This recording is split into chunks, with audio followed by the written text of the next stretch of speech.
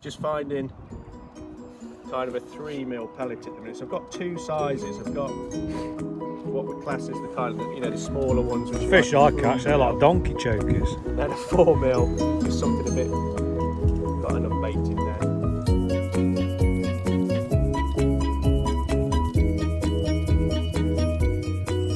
Right, so we're using, so this is how you're hooking your expander straight on the hook.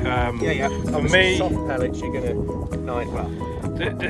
Something I get asked a lot in the shops, and people say to me, I put expanders on or put soft hookers on, and they always come off or they split in two. Now, half the problem, and again, this is me being a bit naive on this style of fishing.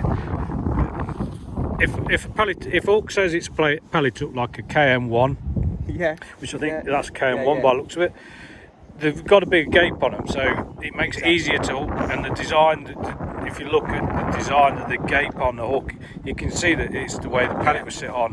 Now, if somebody was using, I don't know, say an old, shall we say, a traditional crystal bend hook like an old Kamasan. Yeah, perfect for maggots, because the maggot will sit at the bottom of the bend, and that's they're just not designed, and that's probably where the problem's coming from. So yeah, possibly, but obviously it's the way that the bait sits on the hook. Yeah. So you're rolling it on. So you're basically putting it through the middle of the pellet and then rolling it onto the hook. Rolling it so from the point all the way up to the yeah. back of the shank. I mean, that's not a brilliant example. It could even be a little bit further on, but it's basically sat, because it's a wider gape at the bottom, it's taking the whole pellet. Yeah, and it's keeping that. Yeah. You can see that the point sitting out, it's sitting nicely, and that's just it, or is it?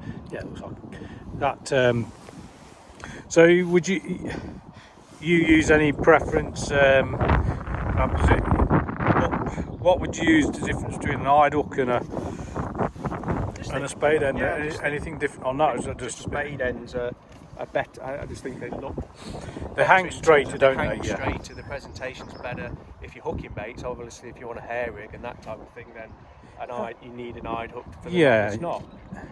But yeah, I wouldn't use an eye hook. So you just touched on hair rigging. What about?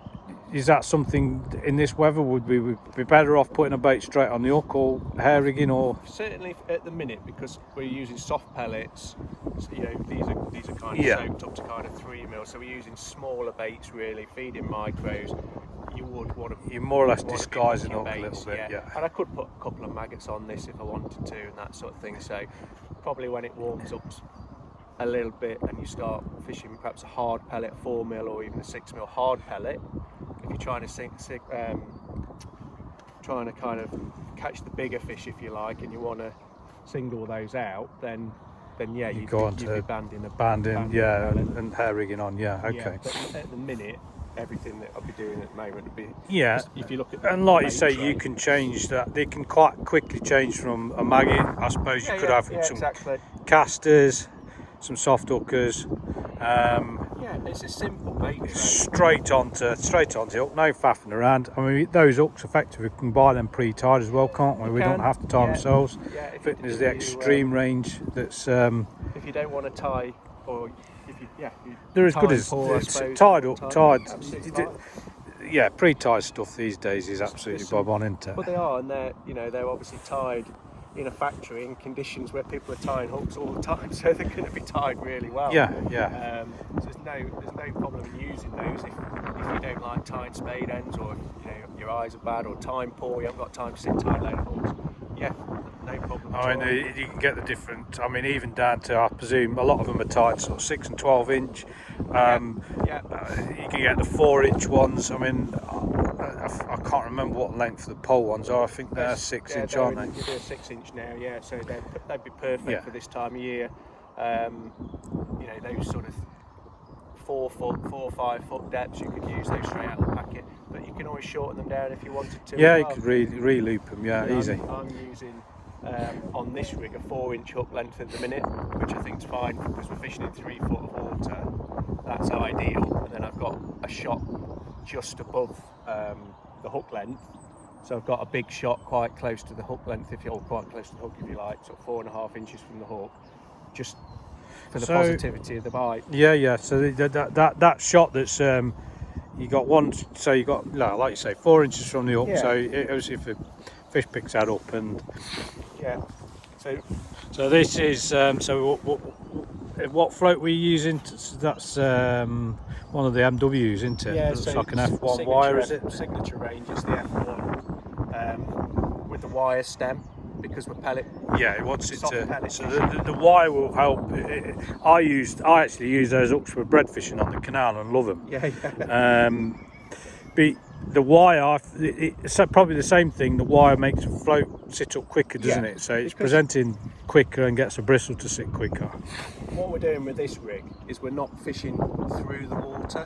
No. So basically we're going in, we're tapping some micro pellets in, which will fall relatively quickly. You know, they're not going to go straight to the bottom, but they're going to fall to the bottom, and then we're going to nail that soft pellet right in the middle of where those pellets have gone in. So we're not fishing through the water like you perhaps would with like your canal fishing and stuff, if you're fishing for a cloud or bait or whatever. Yeah, it could be fishing squats through the water, and then exactly. you wouldn't want a wire stem float for that. No, this is very much, we're going in, we're going to pin the bait. So we've got, these are number 9, so it's a 4x14 float. 4x14, that is 0.3 of a gram, isn't it? Yeah, 0.35, something like that. So it's basically, we've got 6 number 9s. Yeah. So big shot, bigger shot, if you like. That's sort of tapered up from yeah, it's a slight taper. Yeah. So you can see we've got this. It's a 4-inch hook length, and then a number 9 just above the loop. Yeah. And then all number 9s. All number 9s. Just getting slightly closer together, all in the bottom foot of the rig. So the bottom third of the rig. So it's nice and stable. Working in that bottom. Yeah. So it's not banging the bait through, but it's going. The bait's going through to that point, and then you're getting that drop. Yeah, a little bit, but even then, to be fair, I'm just gonna put the rig in. I'm gonna feed, put the rig in, and literally just lift it out of the water and just put it right down on top of the bait, and that just keeps it nice and stable in that bottom of the water. Especially with this bit of chop on as well, isn't it? Exactly, It stops that from moving around. And it's 3 foot of water, so it's a relatively heavy float for that depth of water. If you were thinking kind of maggot fishing or maybe canal fishing or something like that, but for this type, you want plenty of shot in that bottom. Yeah, because if the float's doing this, you don't want that. It needs to be. Yeah, I mean, again, I understand that from my own fishing. Well, anyway, we're supposed to be trying to catch some fish. We're here bloody talking, and they're probably all buggered off now. They'll have all gone by now, and I've got to put my bait back on again as well. So I'll just literally just finding kind of a 3mm pellet at the minute. So I've got 2 sizes. I've got what we class as the kind of the smaller ones, which the are fish like I catch, they're like donkey chokers. And then a 4mm, just something a bit, got enough bait in there. There's something just a little bit bigger. It's surprising as well. You wouldn't think it, but even things, it's worth having a lighter and a darker expander with you. So if you just take one colour, surprising that some days you can catch a lighter one as well. Hey, say bye, James. See ya. Bye. Thanks, mate.